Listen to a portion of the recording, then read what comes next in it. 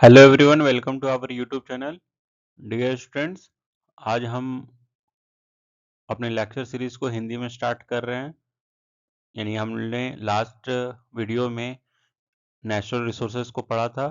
अब natural resources को हम हिंदी में आज पढ़ेंगे, क्योंकि बहुत सारे स्टूडेंट्स का डिमांड था कि सर आप हिंदी में भी ये स्टार्ट कीजिए। तो चलिए आज से हम स्टार्ट करते हैं। प्राकृतिक संसाधन एवं प्राकृतिक संसाधनों का वर्गीकरण।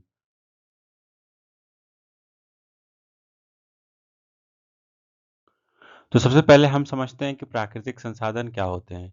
तो प्राकृतिक संसाधन वे पदार्थ या ऊर्जा स्रोत हैं जो प्रकृति से सीधे प्राप्त होते हैं और मानव के उपयोग में आते हैं। यानी प्राकृतिक संसाधन हम वैसे पदार्थ को या वैसे ऊर्जा के स्रोत को कहेंगे जो हम प्रकृति से सीधे प्राप्त कर रहे हैं, यानी कि जिसे हम नेचर से ऑब्टेन कर रहे हैं और अपने काम में हम उसको यूटिलाइज भी कर रहे हैं, यानी अपने उपयोग में वो ला रहे हैं।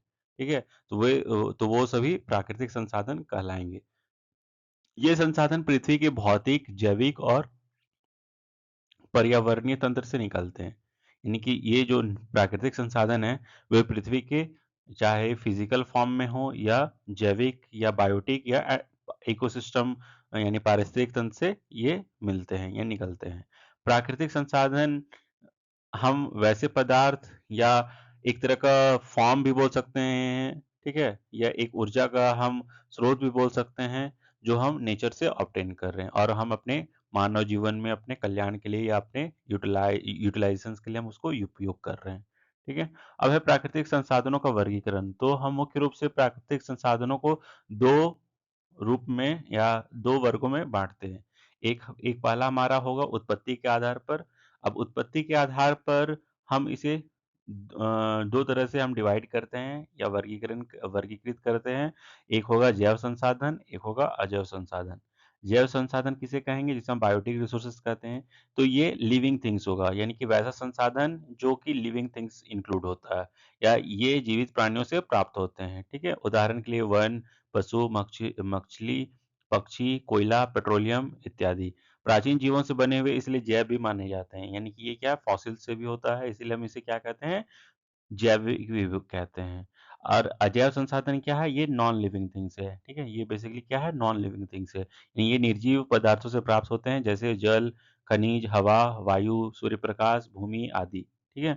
तो प्राकृतिक संसाधन को हम पहले प्राकृतिक संसाधनों का वर्गीकरण किए, जो किसके आधार पे था? On the basis of origin, यानी उत्पत्ति के आधार पर। तो उत्पत्ति के आधार पर दो दो तरह का होगा, जैव संसाधन और अजैव संसाधन। अब हम देखेंगे कि नवीकरणीय की क्षमता के आधार पे, यानी हम संसाधन को नवीकृत कैसे कर सकते हैं, तो उसके आधार पर ये दो भाग में हम इसे बांटते हैं। एक नवीकरणीय संसाधन, एक अनवीकरणीय संसाधन। नवीकरणीय संसाधन मतलब कि रिन्यूएबल रिसोर्सेस, यानी वैसे रिसोर्सेस या वैसे संसाधन जिसे हम रिसाइकल और रिन्यू कर सकते हैं। यानी ये संसाधन प्रकृति द्वारा बार बार उत्पन्न या पुनर्भरण किए जाते हैं। ठीक है। यानी बार बार हम उसको रिसाइकल कर सकते हैं। उदाहरण के लिए सौर ऊर्जा, सोलर एनर्जी, विंड एनर्जी, ठीक है, यानी पवन ऊर्जा, जल ऊर्जा मतलब हाइड्रो पावर, वन एवं वनस्पति यानी फॉरेस्ट और वेजिटेशन, ठीक है, मछली एवं जलीय जीव यानी फिश या एक्वाटिक लाइफ, जैव ईंधन या बायोफ्यूल्स जैसे जेट्रोफा, गन्ना इत्यादि। ठीक है। तो ये सभी क्या है? नवीकरणीय संसाधन है। अब हम बात करेंगे अनवीकरणीय संसाधन, यानी नॉन नॉन रिन्यूएबल रिसोर्सेज। ठीक है। यानी वैसे रिसोर्सेज जिसका हम पुनर्चक्रण नहीं कर सकते हैं या जिसका हम फिर से एक बार उपयोग करने के बाद दोबारा हम उपयोग में नहीं ला सकते हैं। ठीक है। या फिर अगर वो रिसाइकल भी होगा तो उसको काफी टाइम लगेगा, यानी वर्षों तक लग जाते हैं। ठीक है। यानी कि ये संसाधन सीमित मात्रा में है, यानी हमारे पृथ्वी में सीमित है, यानी लिमिटेड क्वांटिटी में है या लिमिटेड अमाउंट में है, और एक बार उपयोग होने के बाद लाखों करोड़ों वर्षों में ही पुनः बनते हैं। ठीक है। इसलिए कैसे अनवीकरणीय संसाधन जैसे कोयला, पेट्रोलियम एवं प्राकृतिक गैस, यूरेनियम जो कि नाभिकीय ऊर्जा के लिए जरूरी होता है, खनिज जैसे लौ अयस्क, बॉक्साइट, तांबा, सोना, चांदी इत्यादि। ठीक है। अब एक हमारा और है टाइप्स है, यानी पुनर्चक्रीकरण योग्य संसाधन, यानी कि नवीकरणीय और अनवीकरणीय संसाधन में कुछ ऐसे संसाधन भी हैं जो रिसाइक्लेबल हैं। ठीक है। यानी कि जो कुछ अनवीकरणीय संसाधन को हम पुनर्चक्रण कर सकते हैं, यानी रिसाइकल कर सकते हैं, यानी दोबारा हम उसको उपयोग में ला सकते हैं, जैसे तांबा, एल्युमिनियम, तांबा, लोहा, प्लास्टिक ये सब को, ठीक है? तो ये सब क्या होगा, रिसाइक्लेबल हो सकता है। अब हम देखते हैं नवीकरणीय संसाधनों के कुछ उप प्रकार। तो जैसे सौर ऊर्जा, तो सौर ऊर्जा का क्या है? हम सूर्य की ऊर्जा से हम इसे प्राप्त करते हैं और इसके लिए हम क्या करते हैं? सोलर पावर प्लांट लगाते हैं, यानी सोलर पैनल का यूज़ करते हैं, सोलर थर्मल का यूज़ करते हैं, है ना? सोलर हीटर का, सोलर कुकर का, तो ये सब यूज़ होता है। अगर हम भारत में इसका स्थिति देखें तो सबसे बड़ा सौर ऊर्जा का क्षेत्र कौन-सा है? राजस्थान है इंडिया में, ठीक है? भादला जो जगह है वहाँ पे सोलर पार्क बनाया गया, विश्व का सबसे बड़ा है वो। गुजरात, तमिलनाडु में ये सबसे ज़्यादा सोलर ऊर्जा का भी यूज़ किया जा रहा है। ठीक है? पवन ऊर्जा का अगर बात किया जाए यानी विंड एनर्जी का, तो हवा की गतिज ऊर्जा से हम जो ऊर्जा प्राप्त करते हैं, ठीक है? इसे ऑनशोर और ऑफशोर विंड टरबाइन भी कहते हैं। इसलिए कहते हैं क्योंकि ये कोस्टल एरियाज़ में भी लगाया जाता है। कोस्टल एरियाज़ मतलब तटीय क्षेत्र में, ठीक है? और जिन इसका सबसे बड़ा उदाहरण कौन-सा है? गुजरात है, जो कि कच्छ में है, जो कि सबसे बड़ा पवन ऊर्जा का अभी वहाँ प्लांट लगाया गया है। तमिलनाडु में भी है, महाराष्ट्र में है और राजस्थान में है। जल विद्युत यानी हाइड्रो पावर का अगर बात करें तो बहते जल को गतिज ऊर्जा के रूप में हम इसे प्राप्त करते हैं। बड़े बाँध ये सब में या रिवर में हम इसको इसका निर्माण करते हैं, ठीक है? इसमें सबसे बड़ा प्रोजेक्ट कौन-सा है? टिहरी बाँध यानी टिहरी डैम है, भाखड़ा नागल है, सरदार सरोवर डैम है। छोटे हाइड्रो प्रोजेक्ट जैसे हिमाचल प्रदेश, उत्तराखंड में छोटा-छोटा भी प्रोजेक्ट लगा हुआ है, ठीक है? जो कि हाइड्रो पावर यानी कि जल से हम विद्युत ऊर्जा के लिए उपयोग कर रहे हैं। फिर हमारा है बायोमास एनर्जी, है ना? यानी जैव पदार्थों से जो हम ऊर्जा प्राप्त करते हैं उसे हम बायोमास एनर्जी कहते हैं या बायोमास ऊर्जा कहते हैं। जैसे गोबर गैस, कृषि अवशेष, ऊर्जा फसलें, जेट्रोफा, है ना? जेट्रोफा एक प्लांट है जिसे हम बायोफ्यूल के रूप में हम उसको यूज़ करते हैं। गोबर गैस ग्रामीण क्षेत्रों में बायोफ्यूल में डीज़ल, है ना? बायो इथेनॉल जो कि गन्ना से भी हम प्राप्त करते हैं, बायो इथेनॉल जो कि इथेनॉल अभी पेट्रोल में मिलाया जा रहा है एज़ एंटी नॉकिंग एजेंट, है ना? इथेनॉल ब्लेंडिंग, है ना? पेट्रोलियम में। फिर है भू-तापीय ऊर्जा यानी जियोथर्मल एनर्जी, तो ये एक ऐसा एनर्जी है जो पृथ्वी के अंदर में जो ताप है, उससे हम एनर्जी एक्सट्रैक्ट कर रहे हैं, ठीक है? यानी कि जियोथर्मल एनर्जी यानी इनसाइड द अर्थ में जो टेम्परेचर है, उससे हम यानी जो भू-तापीय ऊर्जा है, उससे हम एनर्जी प्रोड्यूस कर रहे हैं, तो उसे हम भू-तापीय ऊर्जा कहते हैं। इन भू-तापीय विद्युत संयंत्र है ना, इलेक्ट्रिसिटी प्रोडक्शन के लिए हम इसका यूज़ करते हैं। भारत में अभी ये प्रारंभिक चरण में है। ठीक है, अभी ये उतना ज़्यादा अच्छे से इंस्टॉल नहीं हुई है, लेकिन कुछ-कुछ जगह पे चल रहा है, जैसे हिमाचल प्रदेश में, लद्दाख में और गुजरात में। फिर समुद्री या महासागरीय ओशियनिक ऊर्जा, है ना? ओशियन ऊर्जा इसको बोलते हैं। तो ये क्या है? समुद्र की विभिन्न ऊर्जाओं में अब समुद्र में ऊर्जा कहाँ से है?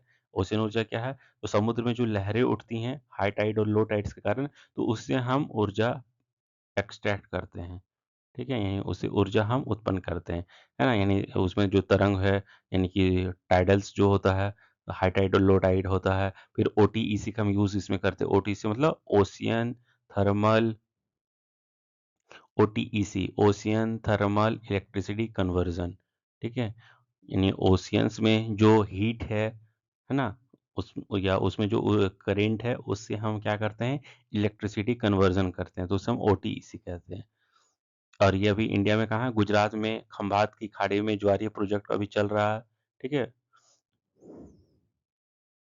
अब ये हाई टाइड और लो टाइड्स क्या होता है? यानी कि पृथ्वी और सूर्य और चंद्रमा के ग्रेविटेशनल पुल के कारण जो समुद्र में जो लहरें हैं वो एक बार उठती हैं और कुछ अंतराल के बाद वो नीचे आती हैं। तो जब उठती हैं यानी राइज़ होता है वाटर का ओशियंस में, तो हम उसे हाई टाइड्स कहते हैं और वही जो लहरें जो नीचे की तरफ जब आती हैं तो उसे हम लो टाइड्स कहते हैं, ठीक है? और इसी बीच में कुछ एनर्जी हम उसमें प्रोड्यूस करते हैं इलेक्ट्रिसिटी जनरेशंस के लिए। तो वैसे एनर्जी को हम ओशियन एनर्जी या समुद्री महासागरीय ऊर्जा कहते हैं। फिर है बायोफ्यूल्स या बायोडीज़ल्स, ठीक है? या बायोफ्यूल्स को, तो पौधों या जीव पदार्थों से जो तरल ईंधन हम प्राप्त करते हैं, उसे हम जैव ईंधन कहते हैं या बायोफ्यूल्स कहते हैं। बा इसमें क्या है, इथेनॉल का हम यूज़ करते हैं, बायोडीज़ल का यूज़ करते हैं, सीएनजी के रूप में यूज़ करते हैं, ठीक है? इथेनॉल ब्लेंडिंग प्रोग्राम अभी चल रहा है, जो जिसमें 20% का हम लक्ष्य रखे हुए हैं और ये जेट्रोफा और पोगामिया प्लांट जो होता है, वेजिटेरियन ट्री है ना?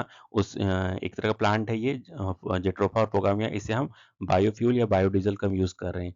ऐज़ ये क्लीन टेक्नोलॉजी है, क्लीन टेक्नोलॉजी मतलब ये इको फ्रेंडली है, इससे पॉल्यूशन नहीं होता है। फिर वन एवं वनस्पति यानी फॉरेस्ट एंड वेजिटेशंस के लिए जैविक संसाधन जो पुनर्जनन के लिए करते हैं, लकड़ी, औषधि, फल, फूल, ऑक्सीजन, ठीक है? तो ये सब का अभी सबसे ज़्यादा यूज़ भारत में मध्य प्रदेश, छत्तीसगढ़, अरुणाचल प्रदेश में किया जा रहा है। फिर पेयजल एवं सिंचाई का अगर हम बात करें, तो जल चक्र द्वारा उसको हम रिसाइक्लिंग करके फिर यूज़ कर रहे हैं, ठीक है? चाहे वो वर्षा जल हो, मतलब रेन वाटर हार्वेस्टिंग करें, या भूजल यानी रिचार्ज होने पर, यानी ग्राउंड वाटर रिचार्ज करके अगर हम उसमें करें, तो अब ये चल रहा है। और ये बेसिकली किस पे डिपेंड करता है? मानसून पे। अगर मानसून में बारिश अच्छा होता है तो हम ये चीज़ कर सकते हैं। फिर पशुधन एवं मत्स्य पालन, यानी जीवित प्राणी जो प्रजनन करते हैं, उससे जो दूध, मांस, मछली, ऊन, ये सब, तो ये भी हमारा एक रिसोर्सेज है। और मत्स्य पालन में आंध्र प्रदेश और पश्चिम बंगाल इंडिया में सबसे नंबर 1 है। ठीक है? तो ये आपको याद रखना है, ये फैक्चुअल है और इससे क्वेश्चंस आते हैं।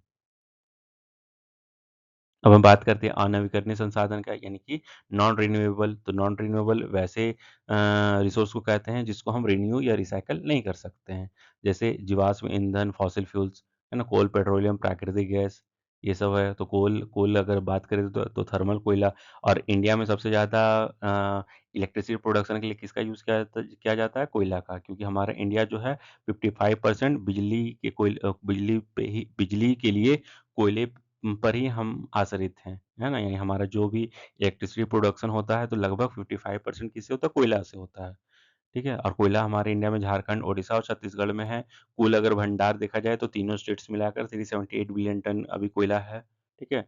पेट्रोलियम का बात करें तो ये इसमें क्रूड ऑयल है, यानी 65 टू 70%। इसका सबसे बड़ा आयात देश कौन सा है? सऊदी अरबिया, रूस और इराक। अगर हम इंडिया में बात करें तो मुंबई में सबसे ज़्यादा होता है, मुंबई में, राजस्थान में और असम में, ठीक है? जहाँ पे रिलायंस का सबसे बड़ा यहाँ पे इंडस्ट्रीज़ है। फिर प्राकृतिक गैस या नेचुरल गैस का बात करें तो जिसमें हम एलएनजी और सीबीएम का यूज़ करते हैं, ठीक है? इसमें आयात 50% होता है, इससे भी ज़्यादा अधिक है। और 2030 तक हम गैस आधारित अर्थव्यवस्था बनने का हमारा लक्ष्य भी है। ठीक है? फिर नाभिकीय ईंधन का अगर हम बात करें, मतलब न्यूक्लियर फ्यूल के लिए, है ना? तो यहाँ पे यूरेनियम, थोरियम का सबसे ज़्यादा यूज़ होता है, ठीक है? ये यूरेनियम, थोरियम क्या है? रेडियो एक्टिव मटेरियल है, मतलब नाभिकीय तत्व है? जिसका हम यूज़ करते हैं किसके लिए? न्यूक्लियर पावर प्लांट में यूज़ करते हैं, न्यूक्लियर रिएक्टर बनाने के लिए यूज़ करते हैं, ठीक है? अब इसमें से क्वेश्चन आता है कि यूरेनियम और थोरियम में कौन-सा?